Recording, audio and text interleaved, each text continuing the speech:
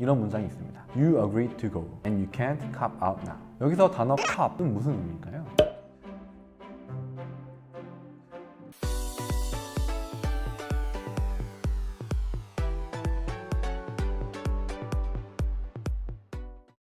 안녕하세요, 영희남 강호서입니다. 오늘은 대한민국 영단어 학습의 문제점이라는 주제로 영상을 다뤄보겠습니다. 이번 영상은 특히 많은 양의 영어 단어를 암기해야 하는 중고등학생분들, 성인 영어 학습자분들 시청하시면 좋습니다.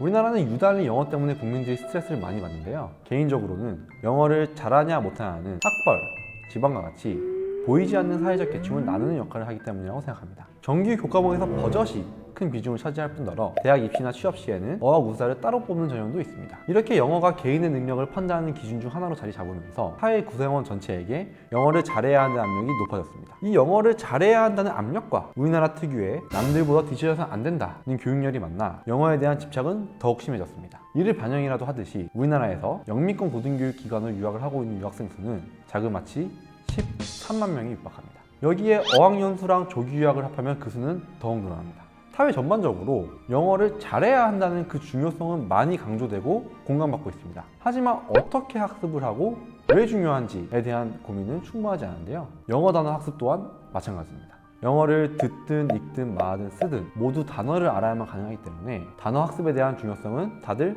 공감합니다. 정말 중요하죠. 하지만 정작 영어 단어를 외워서 어떻게 활용할 것인지, 그리고 어떻게 외워야 할지에 대한 고민은 별로 없습니다. 이게 없다 보니 영어 단어 학습자들은 엄청난 비효율과 스트레스에 시달리고 있습니다. 여기서 대한민국 영단어 학습의 첫 번째 문제점이 나옵니다. 목표의식의 부재입니다. 이 영어 단어를 외운다는 것은 내가 시험이든 회화든 어떠한 상황에서 써먹기 위함인데, 의외로 여기서 뚜렷한 목표를 세우지 않고 학습을 하시는 분들이 계십니다. 목표를 세우지 않고 단어 학습을 하게 되면 얼마나 외워야 되는지, 또 무엇을 외워야 되는지 단어의 양을 가늠할 수가 없습니다. 그렇게 하다 보면 지쳐버리는 경우가 많은데요. 우리나라에서 영어 단어를 외워야 하는 경우는 크게 두 가지인데요. 하나는 독해, 하나는 회화입니다. 회화도 비즈니스 회화, 아카데미 회화 등 분야가 많지만 이 중 일상 회화를 해야 한다고 하면 몇 개의 영어 단어를 알아야 될까요?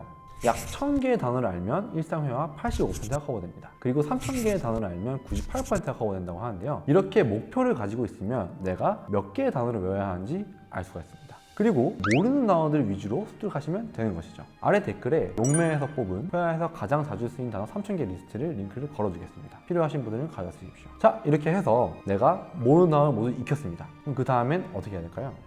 네, 당연히 이 단어들을 회화에서 써먹어 보셔야 됩니다. 이 단어를 이용해서 작문을 하고 말씀을 해보시고 교정을 받아보셔야 됩니다. 그래야 비로소 내가 회화에서 써먹을 수가 있는 건데요. 내가 이 단어를 말했더니 상대방이 알아듣지 못했다. 그러면 내가 이거를 문맥상 잘못 말한 것인지, 아니면 발음이 안 좋은 건지, 이러한 피드백을 통해서 내가 완전하게 회화에서 써먹어 보는 경험을 반드시 해보셔야 됩니다. 그것이 이 단어를 외운 목적인 것이죠. 그런데 대부분의 분들은 이렇게 활용해보지 않고 외우는 것에서 끝납니다. 영어 학습은 요리를 배우는 과정과 비슷합니다. 처음에 만들고 싶은 요리를 정하고 회화냐 독해냐를 정하고 거기에 들어갈 재료에 대해서 배워야 합니다. 영어 단어를 습득하는 것이죠. 이 재료들을 조합하여 문장을 만들고 말이 만들어지는 것인데, 목표가 없는 분들은 주구장창 재료만 배우고 있는 것과 같습니다. 우리의 목표는 요리를 만드는 것이지 재료 전문가가 되는 게 아닌데, 목표가 없는 분들은 재료를 수집하는 데에만 너무 열중한 나머지 재료를 이용해 요리를 만드는 연습은 소홀히 하는 것이죠. 이것이 우리가 영어 단어 학습을 할 때 흔히 저지르는 실수입니다. 독해면 독해, 회화면 회화를 위한 단어 학습 방법이 달라지는데, 목표가 없다 보니 언젠가 써먹겠지 하면서 1차원적으로 단어, 뜻 외우기에 열중합니다. 결국 쓰지 않는 재료만 잔뜩 모으다가 요리는 시도해보지 않는 것과 같습니다. 써먹지 않은 재료는 썩어서 버려야 하듯이 배우기만 하고 써먹어보지 않은 단어들은 전부 까먹게 됩니다. 학창 시절에 얼마나 많은 영어 단어를 기억하셨습니까? 저 같은 경우도 매일 새벽 2시, 3시까지 영어 단어를 무식하게 기억해본 경험이 있습니다. 근데 지금 기억나는 단어는 별로 없습니다. 그때는 막연히 영어 공부를 잘하기 위해서 외웠었는데, 그렇게 공부했을 때보다 통일병 생활을 하거나 회사에서 영어를 쓸 때 훨씬 많은 영어 단어를 습득하고 실력이 늘었습니다. 그리고 제가 영어 실력이 느는 게 체감이 됐습니다. 이거는 아마 경험해보신 분들은 아실 텐데, 진짜 발등에 불이 떨어지거나 단기간에 어떤 목적을 위해서 공부해보신 분들은 목표를 달성했을 때 자신의 실력이 늘었다는 것을 체감할 수 있습니다. 이렇게 목표를 가지고 영어 단어 학습을 해야 올바른 학습 방법을 알 수 있습니다. 과연 본인 스스로가 이것을 자각하고 학습하고 계신지 한번 되물어보세요. 특히 지금 단어장을 펴고 외우고 있는 중고등학생 친구들도 한번 본인이 왜 이렇게 많은 영어 단어를 외워야 하나 생각해 보시기 바랍니다. 특히 이때는 영어 공부를 하고 싶어서 하는 친구들이 별로 없기 때문에 맹목적으로 단어를 외우는 경우가 많습니다. 이럴 때 차라리 개인적으로 내가 학교에서 등수를 올리기 위해서 아니면은 중간고사에서 좋은 점수를 받기 위해서라는 개인적인 동기부여나 목표 설정을 한다면 영어 단어를 더욱더 능동적으로 할 수가 있습니다. 이게 영어 학습의 첫 번째입니다. 우리 부모님들도 선생님들도 많은 양의 단어를 무조건 외우라고만 하지 마시고 왜 외워야 하는지, 외워서 어떻게 써먹을 수 있는지에 대한 충분한 설명을 해주시면 더욱 좋을 것 같습니다. 자, 이렇게 우리나라에서 뚜렷한 목표의식 없이 영어 단어 학습을 하다 보니까 생긴 두 번째 문제가 있습니다. 그것은 바로 단어 습득의 깊이가 매우 얕다는 점입니다. 영어 교육에서 학습자의 어휘 레벨을 측정하는 기준은 사이즈와 depth입니다. 여기서 사이즈란 우리가 흔히 아는 내가 아는 어휘의 양을 의미합니다.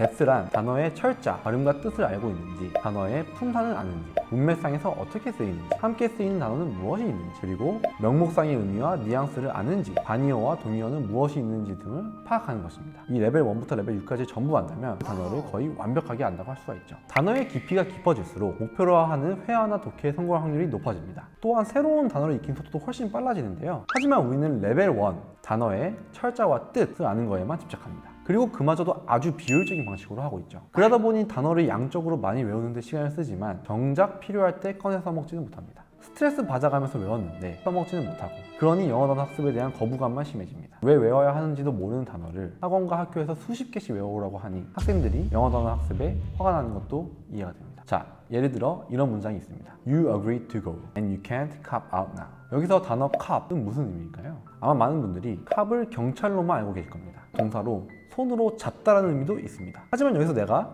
경찰 또는 손으로 잡다라는 단어를 외웠다고 하더라도 cop out이라는 관용구를 모르면 독해가 안 됩니다. cop out은 손을 빼다, 발을 빼다라는 의미로 함께 쓰입니다. 즉, 위 문장은 너는 가기로 동의했으니 이제 발뺌할 순 없어, 이제 빠져나갈 순 없어 라는 의미입니다. 이게 독해의 현실인데요. 따라서 단어를 외울 때 적어도 레벨 1부터 레벨 3, 4까지는 외워야 독해에서 완벽하게 써먹을 수가 있는 것이죠. 하지만 이러지 않고 우리는 모두 레벨 1, 단어의 철자와 뜻, 여기에만 너무 집착하고 있습니다. 그리고 이것이 다 아는 단어가 있더라도 문장 해석이 안 되는 이유입니다. 단어 습득의 깊이가 낮기 때문이죠. 자, 이렇게 해서 오늘 대한민국 영단어 학습의 문제점에 대해 알아보았는데요. 목적의식의 부재, 그리고 그로 인한 잘못된 학습 방법, 이것이 학습자들에게 큰 비효율과 스트레스를 낳고 있는 상황입니다. 다음 영상에서는 그러면 대체 어떻게 영어 단어 학습을 해야 되는지 대해 다루겠습니다. 감사합니다.